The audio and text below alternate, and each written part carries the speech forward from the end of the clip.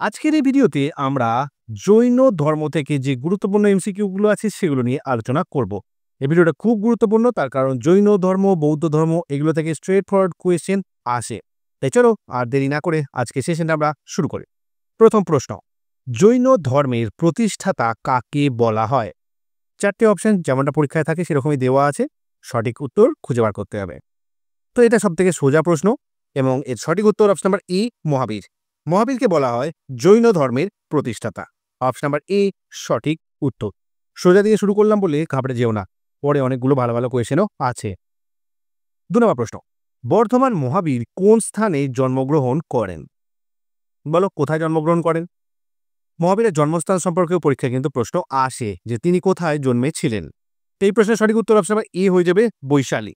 বৈশালীতে ভগবান মহাবীর জন্মগ্রহণ করেন। সঠিক উত্তর অপশন নাম্বার এ। এবার আমরা 3 নম্বর প্রশ্নে চলে আসছি। ভগবান মহাবীরের পিতার নাম কি ছিল? পিতার নাম মাতার নাম দুটোই কিন্তু আমাদের জানার প্রয়োজন আছে। তো পিতার নাম ছিল সিদ্ধার্থ, অপশন নাম্বার এ সঠিক উত্তর। আর মায়ের নাম ছিল ত্রিশলা। তাহলে এই প্রশ্নেরও সঠিক উত্তর অপশন নাম্বার ই হয়ে গেল। মাতার নামটা অ্যাডিশনালি দেওয়া আছে এখানে, যে মাতার নাম ছিল কিন্তু ত্রিশলা। তাহলে এই প্রশ্নেরও সঠিক উত্তর আমরা পেলাম অপশন নাম্বার এ। 4 নম্বর প্রশ্ন, জৈন ধর্মের মূল নীতিগুলি কি নামে পরিচিত? ভীষণ গুরুত্বপূর্ণ প্রশ্ন। জৈন ধর্মের মূল নীতিগুলি কি নামে পরিচিত? তো 5টা মহাব্রত আছে জৈন ধর্মের, যেগুলো এই ধর্মের মূল ভিত্তি। তাই একে বলা হয় পঞ্চ মহাব্রত। অপশন নাম্বার ডি পঞ্চ মহাব্রত। এই পঞ্চ মহাব্রতগুলো কি কি? অহিংসা, সত্য, অস্তেয়, ব্রহ্মচর্য এবং অপরিগ্রহ। এই 5টা মহাব্রত হচ্ছে জৈন ধর্মের মূল ভিত্তি। তাই সঠিক উত্তর অপশন নাম্বার ডি হয়ে যাবে, পঞ্চ মহাব্রত। নেক্সট প্রশ্নে চলে আসছি আমরা 5 নাম্বার প্রশ্ন, জৈন ধর্মে 24তম তীর্থঙ্কর কে ছিলেন? জৈন ধর্ম থেকে এই তীর্থঙ্কর রিলেটেড একটা প্রশ্ন কিন্তু পরীক্ষাতে প্রায়শই আসে। সেটা হতে পারে 24তম তীর্থঙ্করের নাম, বা 23তম তীর্থঙ্করের নাম, বা প্রথম তীর্থঙ্করের নাম। মহাবীর ছিলেন 24তম তীর্থঙ্কর এবং শেষ তীর্থঙ্কর। তাই পয়েন্টটা ভীষণ গুরুত্বপূর্ণ। প্রথম পয়েন্ট হচ্ছে যে 24তম তীর্থঙ্কর ছিলেন মহাবীর এবং সর্বশেষ তীর্থঙ্করও ছিলেন কিন্তু এই মহাবীর। তাই সঠিক উত্তর অপশন নাম্বার ডি হলো। ওকে, এবার আমরা নেক্সট প্রশ্নে চলে যাচ্ছি। বর্ধমান মহাবীর ধর্মত্যাগ করেন কত বছর বয়সে? মানে গৃহত্যাগ করেন কত বছর বয়সে? তো সঠিক উত্তর কি হবে? এর সঠিক উত্তর হবে অপশন বি 30 বছর। 30 বছর বয়সে ভগবান মহাবীর গৃহত্যাগ করেন বা ধর্মত্যাগ করেন। সঠিক উত্তর অপশন নাম্বার বি পেলাম আমরা। নেক্সট প্রশ্নে চলে আসছি আমরা 7 নাম্বার প্রশ্ন, মহাবীর কত বছর তপস্যা করার পরে কৈবল্য লাভ করেন? 10, 12, 13 না 14 বছর? তো এটা জেনে রাখো যে 12 বছর তপস্যা করার পরে মহাবীর কিন্তু কৈবল্য লাভ করেছিলেন। সঠিক উত্তর অপশন নাম্বার বি পেয়ে গেলাম আমরা। 12 বছর তপস্যা করার পরেই ভগবান মহাবীর কৈবল্য লাভ করেছিলেন। ওকে, কৈবল্য বা অনেক জায়গাতে কেবল লেখা আছে। 8 নম্বর প্রশ্ন, মহাবীর কেবল জ্ঞান লাভ করেন কোথায়? তো সেই স্থানটার নাম বলতে হবে যে যেখানে মহাবীর কেবল লাভ করেন। তো সেই স্থানটার নাম হচ্ছে জাম্ভিকা গ্রাম। সঠিক উত্তর অপশন নাম্বার ডি, জাম্ভিকা গ্রামে মহাবীর কেবল লাভ করেন। রিজু বালিকা নদীর তীরে একটি শাল গাছের নিচে। ওকে, সবকটা পয়েন্টই মনে রাখতে হবে, কারণ পরীক্ষাতে কে জানে কোথা থেকে কখন কোয়েশ্চেন তুলে দেবে। মহাবীর কেবল লাভ করেন কোথায়? জায়গাটার নাম হচ্ছে জাম্ভিকা গ্রাম এবং নদীটার নাম ছিল রিজু পালিকা এবং গাছটা ছিল একটা শাল গাছ। তাহলে এই প্রশ্নের সঠিক উত্তর আমরা পেলাম অপশন নাম্বার ডি। তার সঙ্গেই অ্যাডিশনাল ইনফরমেশনটাও কিন্তু আমাদের জেনে রাখার প্রয়োজন আছে। নেক্সট কোয়েশ্চনে চলে আসছি আমরা 9 নম্বর প্রশ্ন, বর্ধমান মহাবীর কোন স্থানে পরিনির্বাণ লাভ করেন? বৈশালী, পাটলিপুত্র, পাবাপুরী না লুম্বিনী? তো কোথায় পরিনির্বাণ লাভ করেন? জন্মগ্রহণ তো আমরা দেখলাম যে বৈশালী। এবার পরিনির্বাণ লাভ করেন তিনি, সেটা হচ্ছে অপশন নাম্বার সি পাবাপুরী। পাবাপুরী কোথায়? বর্তমানে রাজগীর, যেটা সেটাকে আগে বলা হতো রাজগৃহ। এই রাজগৃহ ছিল কিন্তু মগধের রাজধানী। মগধের রাজধানী প্রাথমিককালে, পরবর্তীকালে মগধের রাজধানী হয়ে যায় কিন্তু পাটলিপুত্র। তো যাই হোক, এখানে এই পাবাপুরীটাও কিন্তু এই রাজগৃহেই অবস্থিত। সঠিক উত্তর অপশন নাম্বার সি, পাবাপুরীতে ভগবান মহাবীর পরিনির্বাণ লাভ করেন। নেক্সট প্রশ্নে চলে আসছি আমরা 10 নম্বর প্রশ্ন, 10 নম্বর প্রশ্ন, মহাবীর ক বছর বয়সে দেহত্যাগ করেন? 72, 80, 90 না 100? তো এই প্রশ্নের সঠিক উত্তর হয়ে যাবে অপশন নাম্বার ই 72। মহাবীর 72 বছর বয়সে দেহত্যাগ করেন। সঠিক উত্তর 70 হবে না, এটা 72 হবে। 72 বছর বয়সে তিনি কিন্তু দেহত্যাগ করেন। এই প্রশ্নের সঠিক উত্তর হয়ে গেল অপশন নাম্বার এ। এবার আমরা 11 নম্বর প্রশ্নটা দেখে নিই। পার্শ্বনাথ কততম তীর্থঙ্কর ছিলেন? আমি একটু আগেই বলছিলাম যে কোন তীর্থঙ্কর, মানে তীর্থঙ্করগুলোর নাম এবং তারা কততম তীর্থঙ্কর সেটা কিন্তু আমাদের জানার প্রয়োজন আছে। তো পার্শ্বনাথ কততম তীর্থঙ্কর ছিলেন, এটা থেকেও পরীক্ষায় কিন্তু প্রশ্ন হয়। পার্শ্বনাথ মনে রাখতে হবে যে 23তম তীর্থঙ্কর ছিলেন, মানে ভগবান বুদ্ধ ভগবান মহাবীর ছিলেন কত, 24তম, আর এই পার্শ্বনাথ ছিলেন কিন্তু 23তম। এটা আমাদের মনে রাখতে হবে, ইম্পর্টেন্ট প্রশ্ন।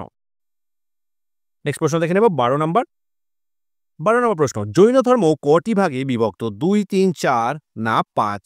এটা জেনে রাখতে হবে যে জৈন ধর্ম দুটি ভাগে বিভক্ত, দিগম্বর এবং শ্বেতাম্বর। শ্বেতাম্বর এবং দিগম্বর এই দুটি ভাগে কিন্তু জৈন ধর্ম বিভক্ত। ভীষণ ইম্পর্টেন্ট প্রশ্ন। জৈন ধর্ম কটি ভাগে বিভক্ত, কটা সেক্ট, সেটা হচ্ছে শ্বেতাম্বর এবং দিগম্বর, দুটি ভাগে। 13 নম্বর প্রশ্ন, পার্শ্বনাথের ধর্মে কয়টি ব্রত ছিল? একটু আগে আমরা দেখলাম যে পার্শ্বনাথ ছিলেন 23তম তীর্থঙ্কর। এরপরে আমরা জানবো যে পার্শ্বনাথের ধর্মে কয়টি ব্রত ছিল। সেই ব্রতগুলির সাথে একটি ব্রত মাত্র অ্যাড হয়েছিল, যেটা হওয়ার পরে সেটা কিন্তু মহাবীর অ্যাড করেছিলেন। সঠিক উত্তর অপশন নাম্বার বি। পার্শ্বনাথের ধর্মে কয়টি ব্রত ছিল? সেটা 4টি ব্রত ছিল। আর এই ব্রহ্মচর্য যেটা, সেটা কিন্তু এই ভগবান মহাবীর অ্যাড করেছিলেন। তার আগে কিন্তু 4টি ব্রত ছিল। সঠিক উত্তর তাহলে হয়ে গেল অপশন নাম্বার বি, 4টি ব্রত। আর কোনটা মহাবীর অ্যাড করেছিলেন সেটা হচ্ছে ব্রহ্মচর্য। ওকে, নেক্সট প্রশ্ন 14 নম্বর। মহাবীর যে জৈন ধর্মে যে ব্রতটি সংযুক্ত করেন তা হলো, যেটা আমি বললাম সেটা এখানে চলে এসছে। সঠিক উত্তর তাহলে হয়ে গেল অপশন নাম্বার ই, ব্রহ্মচর্য। ব্রহ্মচর্য হচ্ছে সেই বিষয় যেটা কিন্তু ভগবান মহাবীর অ্যাড করেছিলেন। সঠিক উত্তর অপশন নাম্বার ই, ব্রহ্মচর্য। নেক্সট প্রশ্ন দেখে নেব 15 নম্বর। জৈনদের পবিত্র গ্রন্থের নাম কি? তো দেখো, এই প্রশ্নটা নিয়ে বিভিন্ন জায়গায় বিভিন্ন রকম মত পার্থক্য রয়েছে, কিন্তু যেটা সবচেয়ে বেশি গ্রহণযোগ্য সেটা হচ্ছে আগম। আগম হচ্ছে জৈনদের সবচেয়ে পবিত্র ধর্মগ্রন্থ। সঠিক উত্তর অপশন নাম্বার বি। অনেক জায়গায় কল্পসূত্রও পাওয়া যায়, কিন্তু সবচাইতে অথেন্টিক আনসার হবে কিন্তু আগম। আগম হচ্ছে জৈনদের সবচাইতে পবিত্র গ্রন্থ। ওকে, অপশন নাম্বার বি সঠিক উত্তর। 16 নম্বর প্রশ্ন, জৈন ধর্মের মৌলিক দর্শনের নাম কি? এটাও আরেকটা প্রশ্ন যেটা নিয়ে কিন্তু অনেক জায়গাতে অনেক রকম উত্তর পাওয়া যায়। তো এই প্রশ্নটা সঠিক উত্তর হবে অপশন নাম্বার এ, অনেকান্তবাদ। কারণ অপশনগুলোর উপরে নির্ভর করছে এই প্রশ্নটার উত্তর, সঠিক উত্তর। তো এখানে যে অপশনগুলো দেওয়া আছে তার মধ্যে সঠিক উত্তর হবে অপশন নাম্বার এ, অনেকান্তবাদ। এই অনেকান্তবাদ হলো জৈন ধর্মের মৌলিক দর্শন। অপশন নাম্বার এ সঠিক উত্তর। আরেকটা প্রশ্ন এই সেম জিনিসের উপরে হয় যে জৈন ধর্মের মৌলিক দর্শন হলো অহিংসা। এবার এই রিলেটেড যদি 4টে অপশন তোমাদের দেয় তাহলে সেক্ষেত্রে অহিংসাই সঠিক বলে ধরে নেবে। আর যদি এই অপশনগুলো দেয় তাহলে সেখানে কিন্তু অনেকান্তবাদও হবে। এই দুটো প্রশ্ন কিন্তু খুবই কনফিউজিং। একটা হচ্ছে যে এই জৈন ধর্মের মৌলিক দর্শনের নাম কি, সেখানে অপশনগুলো যদি থাকে সেখানে অনেকান্তবাদী হবে সঠিক উত্তর।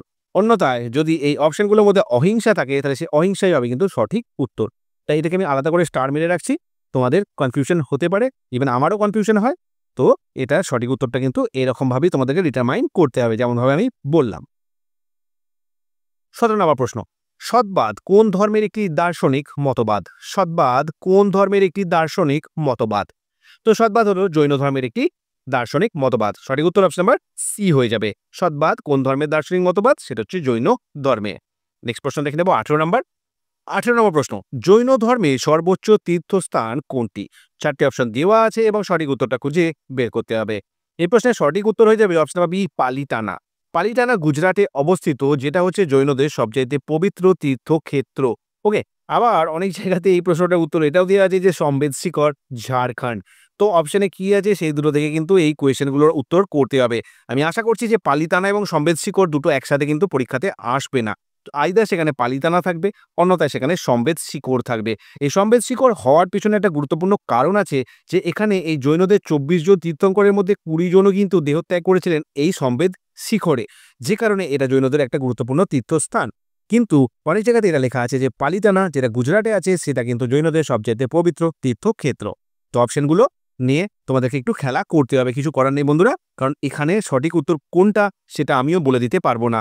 এই দুটোই কিন্তু সঠিক উত্তর হতে পারে এবং তার পেছনে আন্ডারলাইন যে ফ্যাক্টগুলো সেগুলো আমি তোমাদের বলে দিলাম।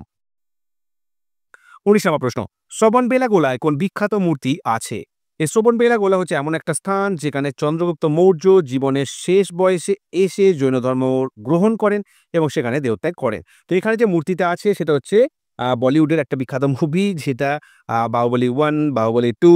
তো সেই বাহুবলীর মূর্তি কিন্তু এখানে আছে শ্রবণবেলাগোলায়। অপশন নাম্বার সি সঠিক উত্তর, বাহুবলী। নেক্সট প্রশ্নে চলে আসছি আমরা। 20 নম্বর প্রশ্ন, প্রথম জৈন সংঘ সংগঠিত হয়, ফার্স্ট জৈন কাউন্সিল, এটা কোথায় হয়েছিল? রাজগৃহ, পাটলিপুত্র, বৈশালী না গুজরাট? কোথায় হয়েছিল প্রথম জৈন সংঘ? এই প্রশ্নের সঠিক উত্তর হবে অপশন নাম্বার বি, পাটলিপুত্র। পাটলিপুত্রতে প্রথম জৈন কাউন্সিলটা অনুষ্ঠিত হয়েছিল। কবে হয়েছিল? সেটা মোটামুটিভাবে 300 বিসিতে হয়েছিল, 300 বিসি।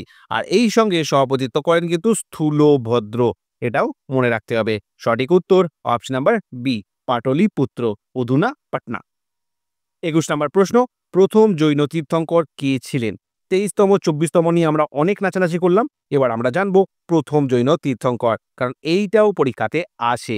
এই প্রথম, 23তম এবং 24তম এই তিনজন তীর্থঙ্করের নাম আমাদের জানতে হবে। এই প্রশ্নের সঠিক উত্তর অপশন নাম্বার সি হবে, ঋষভদেব। ঋষভদেব ছিলেন প্রথম জৈন তীর্থঙ্কর, অজিতনাথ ছিলেন দ্বিতীয়। ওকে, আর পার্শ্বনাথ আমরা দেখলাম 23তম, মহাবীর 24তম। এই চারটেই মনে রাখবে, বাকি তীর্থঙ্করের নাম মনে রেখে সময় নষ্ট করে কোনো লাভ হবে না। তো যাই হোক বন্ধুরা, এই ছিল 21টা প্রশ্ন যেগুলো জৈন ধর্ম থেকে প্রায়শই পরীক্ষায় ঘুরিয়ে ফিরিয়ে আসে। যদি ভিডিওটা ভালো লাগে অবশ্যই একটা লাইক করে দিও, বন্ধুদের সাথে শেয়ার করে দিও, আর চ্যানেলটা এখনো সাবস্ক্রাইব না করে থাকলে অবশ্যই সাবস্ক্রাইব করে নিও।